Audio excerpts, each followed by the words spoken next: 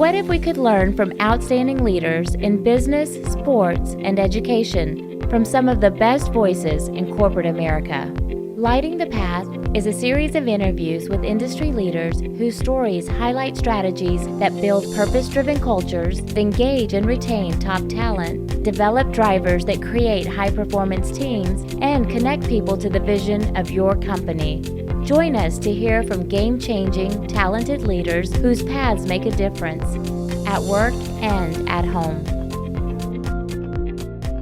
You use the word space and you're demonstrating so beautifully as I've listened to a few of your podcasts. You're a great listener, Mike, and you take certain keywords, you're writing them down, you're intentional about how it weaves into both stories, but also lessons. And I think most of us can learn that way. I think that's a greater majority. And so I just want to appreciate, one of the phrases you use the word space. And I think when you're having a difficult conversation, you are creating this safe space because, when you have space, you can create. When you don't have space, you can't. Mm-hmm. And I like to say you have to create space in order to have the space to create.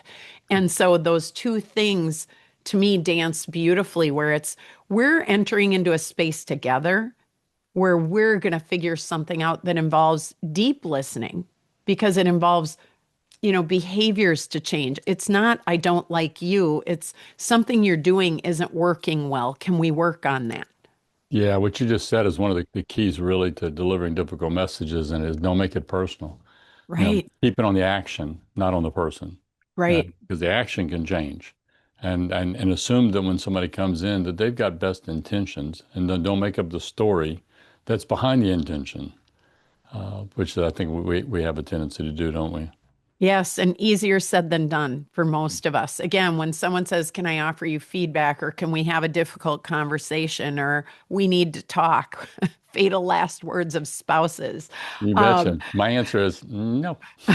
Exactly. You're already starting, on the defense. And that's where none of us, myself included, don't feel defensive when someone says, can we have a conversation? We need to unpack some things.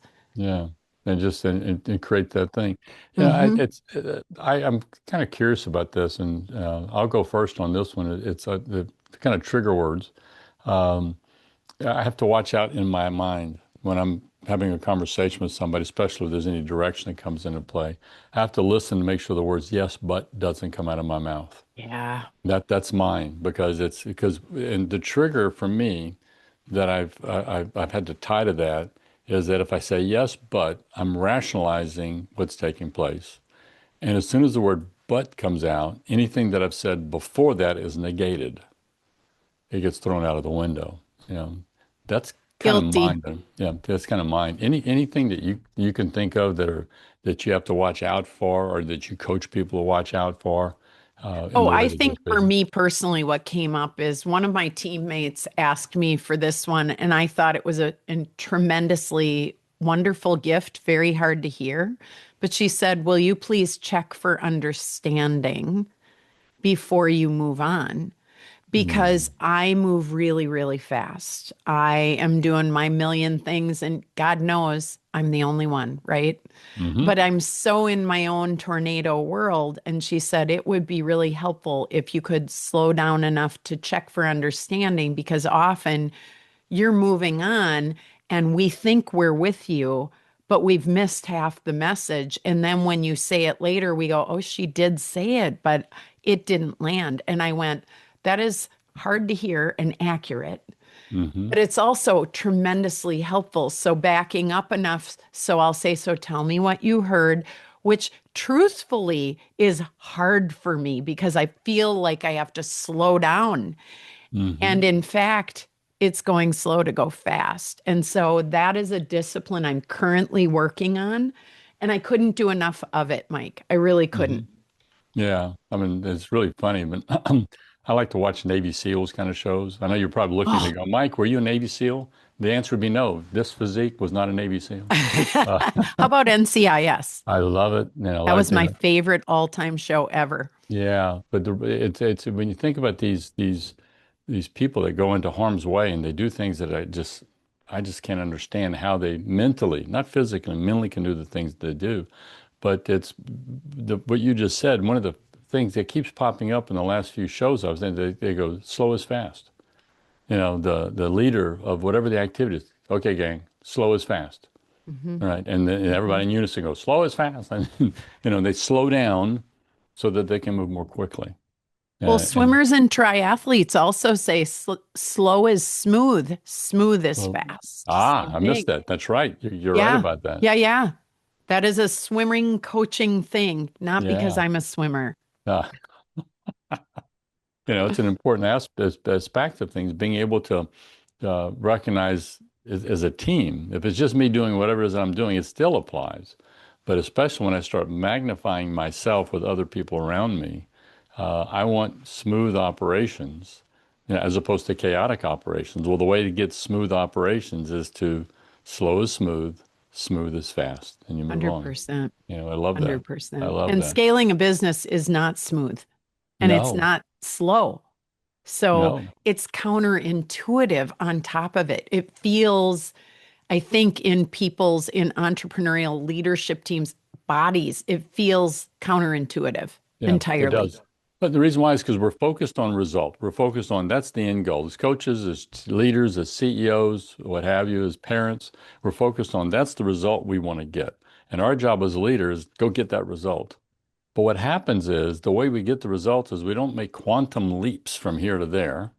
And maybe every now and then somebody lucks into something being divinely given to them.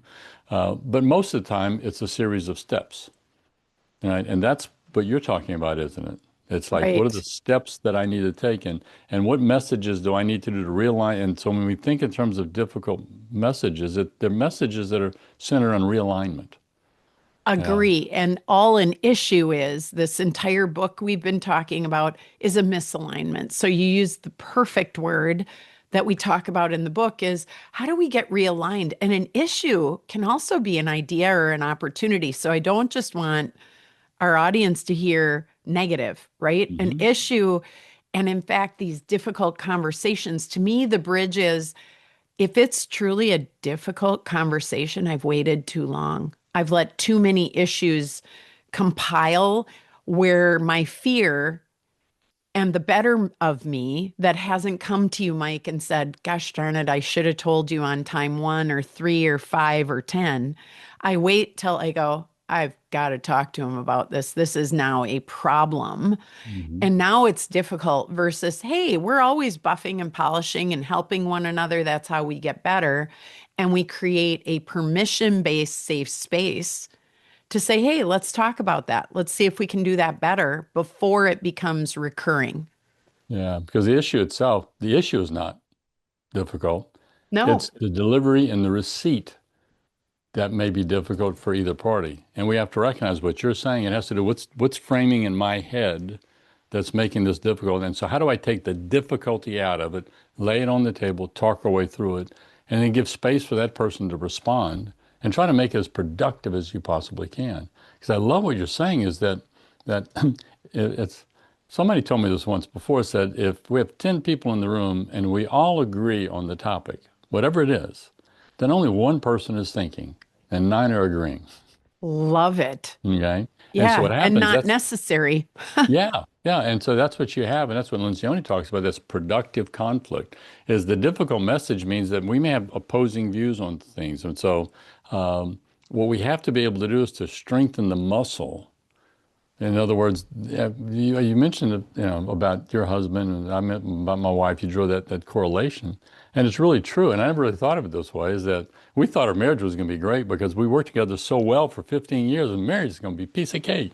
And we were in counseling a year later because it was a different set of dynamics. And so what we had to do is we had to go in and learn new responses and create, using your word, spaces. But you know what? We were talking about this yesterday, but when we look back on our 20 years, it's not that we've never had an argument, we've never had a fight. We haven't had many that we could even recall because we're able to move through them through periods. And the more we did, the more we developed the ability to have those conversations as opposed 100%. to, It's a trust building exercise to navigate these. And yes. I would argue the reason you have the longevity you have is because you argue well. Mm-hmm. And that's what I hope we rewire how people are hearing this and start to get excited about issues because it's the pursuit of the best possible answer to solve them. It's not my answer, it's not your answer, it's the best possible answer, which means I have to come in and surrender some things. You have to come in and surrender some things so that we can create a new opportunity out of that. And so to me, all an issue is this misalignment that's stuck energy or fuel that we're either going to let be an anchor on our relationship and potentially our business, or we're going to catalyze it for growth and opportunity because something new can emerge when we have the dialogue. Yeah. And it was so funny. So one of the things I have to surrender is always being right. Uh, Hate that. and I hate that, because what happens, I have this great idea. But if I ask a question before I share my great idea, there's a possibility that person may have the same idea. And if they Mhm. have the idea, guess who gets credit for the idea? Not me, they do. But you know what? Isn't that our role as a leader? It is. It is, Yeah. in fact. And credit, truthfully, I think we end up with, I always feel so honored to be on teams that win. And my role is so minimal compared to the teams I coach. They're doing the heavy lifting. Right. I'm on the outside with, you know, the bleacher seats, being able to coach and armchair quarterback it and bring my expertise to the table, which might get them there intentionally faster, ideally. But they're the ones who are intentionally great. They're the ones who are igniting something bigger because they're doing the hard work. Yeah. So, so what we've talked about is being able to create an environment, where our leadership can deliver the difficult message. It's being able to look at what do we uh, help our people focus on, and the purpose behind that is to create an atmosphere of accountability. Hmm. Right? And I want really before we end, they got to spend a few minutes to get your experience on the subject of accountability because uh, I just got through last night in a meeting with a ministry I'm involved with, the parents and their teenage sons and daughters, and they're desperate for their kids to not be entitled. Right? And the lessons that they're trying to go through is trying to learn, how do I work with teenagers so that there's more accountability that goes on their shoulders? Hmm. And the parents have to fight for being helicopter parents or snowplow parents. Okay, helicopter always hovering, snowplow always clearing the path. Hmm. Because what happens is, I know that a lot of the times as a leader, I went through a whole lot of stuff to get where I'm at today. I stumbled, I fumbled, or whatever. I don't want my people to go through that. I don't want to make the same mistakes I made. But the mistakes I made is what shaped me into the person I am today. And so if I don't let them have a sense of accountability, let them have a sense of stepping in and doing some things, I'm really not showing them love. I'm really not having their best interests at heart. Right. And so you spend a lot of your work in this area of accountability. And Hmm. I wanted to, as a leader, how do you coach people to help their teams have self-accountability as opposed to being micromanaged by the leader? So I think, again, coming back to trust, I think Lencioni, as you and I know, that's the basis of all of it. It comes back to that. So accountability for me and the way we teach it with the EOS learning is a result. It is not a thing you do, and it's not a thing you can instill.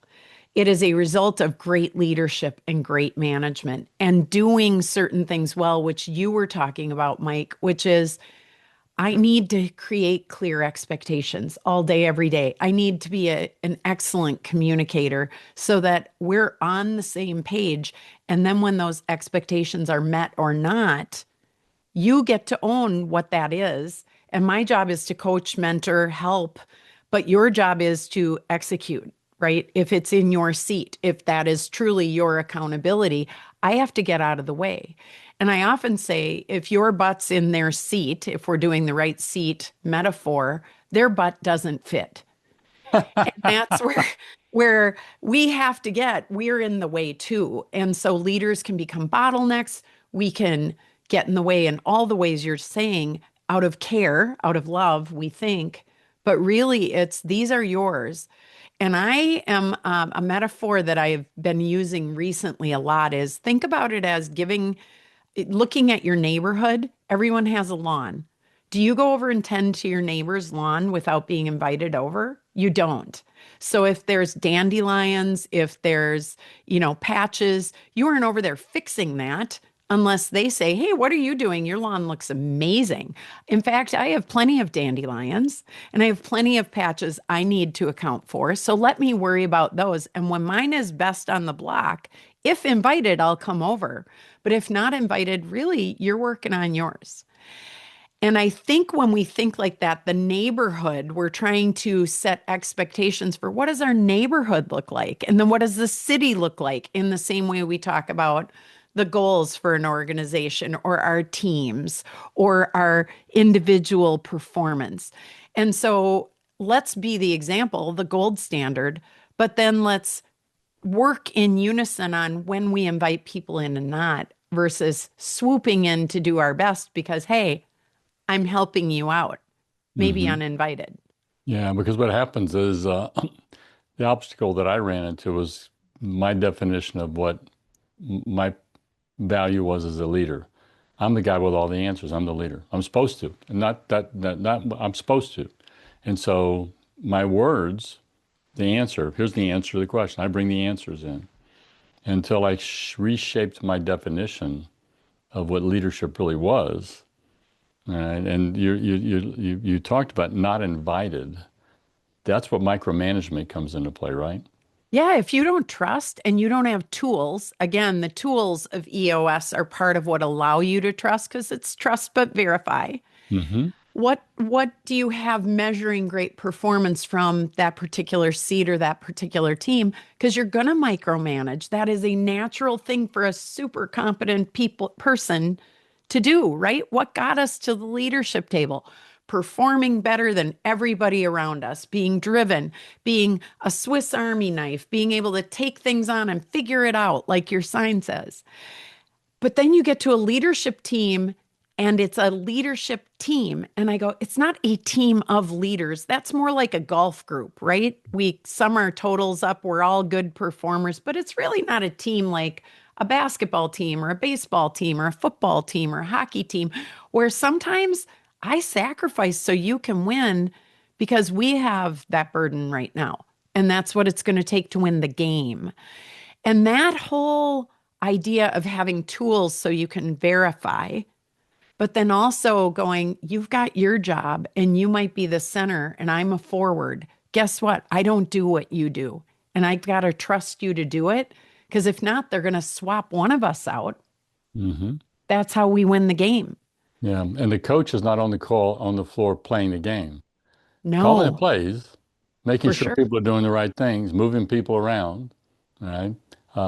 But delivering the difficult message whenever somebody is substandard, head's not in the game, technique is off, those type of things, but they don't get in the game, and so that's where that release comes into play, doesn't it? Being able to be able to turn people loose so It that. does. And that metaphor you're bringing, like if we're talking football, I always say the coaches are also on the field, right? The captains are the on the spot coaches. They're like managers. Hmm. Then you've got the sidelines, right? Offense, defense, head coach. But then you also have coaches up in the booth. So Hmm. you get this 360 picture. But in that metaphor, real time, right? We don't have time to second guess a lot. We have to take that information as it's being played and adjust real time. Right. Business sometimes isn't that fast. Hmm. Yeah. But what you're saying is so powerful, Sue, is that what happens is each person on the team in the play that they're in has to make sure that they are executing. And so Correct. that falls in line with the OS model, has to do with it's about execution, what's taking place, execution. And so the coaches wind up, point them, let them go execute, and then redirect. and then having confidence in themselves that we'll figure it out, right? And grow into it and Right. be able to move it. So the this isn't a module. This isn't a class on EOS for those who are listening. But I really wanted Sue to be able to share an up into it because I'm a fan of that space. I think that they did a great job with developing the concepts and the principles and the six pillars or whatever they're called, the six Components, key components, components. key You are well components. versed, Yeah, totally yeah, well yeah. versed. I've gone through it myself because it's a very very powerful module. But the key aspect of it that fits with what I always want our discussions to be about the center beam that goes through all of it and everything that you and I've been talking about. It's about communication, Hmm. and communication has got two legs to the stool. It's about speaking and it's about hearing. That's communication. It's a game of tennis. It's not a game of golf where you tee it up like my brother said and just hit it as hard and fast as you can. It's a volley. It's taking place. It's making sure we're doing that. And the is there some subject that you have, something that we have not talked about that we can use as a closing cap to this? And whenever you're doing a keynote, that you want your audience to walk away with going, if you're going to remember nothing of what we talked about, Mm. make sure you remember this. Oh, that's a great question. I think the single greatest thing I'd say is make sure you have more questions than answers. I think whether it's a difficult conversation or where you think you want to go to ignite your greatness, a powerful question is way more gas in the tank than all the answers you could ever have. Yeah, I love that. So it's a great cap, especially for those people who've known me over the years, know that that's the center post of what I teach in sales, that it's not the responses that we give, it's the smooth delivery of closing statements, it's the questions that we ask. And so I'm so glad you launched that from a leadership perspective. It's clarity comes not from what I say, clarity comes from the information I gather, which will help me form what I want to say. And so, Mhm. thank you so much for sharing what I think is your brilliance with us today. And on top of that, this was fun. I agree. Thank you so much, Mike. What a pleasure. Yeah. So if somebody wants to reach out to you, we'll have this in the show notes, but what's the best way to find you? Sayyes.com with two Y's and two S's at the end. SAYYESS.com. Yeah, I love that. And then also your new book, uh, you got to take 30 seconds and tell the people about what's the spine, what's the center post of it, the premises, and how do they find it? Well, you can find it anywhere you can find books. So go to your favorite space for that. It comes out April 7th, as you said. And, really issues, we all have them. Whether it's stuff that slows us down, ticks us off, gets in the way, obstacles, barriers, impurities, ideas, opportunities, possibilities, it's just an issue. The better you get at solving those while they're little and igniting that fuel into greatness, the faster you'll go toward whatever matters to you. So that's what the book's about, helping everyone get better at that. I love it. Thank you so much. But I'm not going to read it because I don't have issues. So yeah, my wife Me might have a either. different my wife might have a different answer to that question. Matter of fact, I got a feeling it may end up in my Christmas stocking this year. So Sue, thank you so much, and I wish you great success with the launch. Thank you so much. Appreciate you. Thanks for joining us today on Lighting the Path: Strategies for Tomorrow's Leaders. If anything in this podcast speaks to you, if I've challenged you, or if you want to spend time digging into this subject a little deeper, or if you disagree with me, reach out. My contact information is on our website, lightingthepath.net, or email me at mike@mikelejeune.com. Also, look for me on LinkedIn. I'd love to connect our networks. Keep lighting the path for those who choose to follow you. It's more than a responsibility. It's an honor.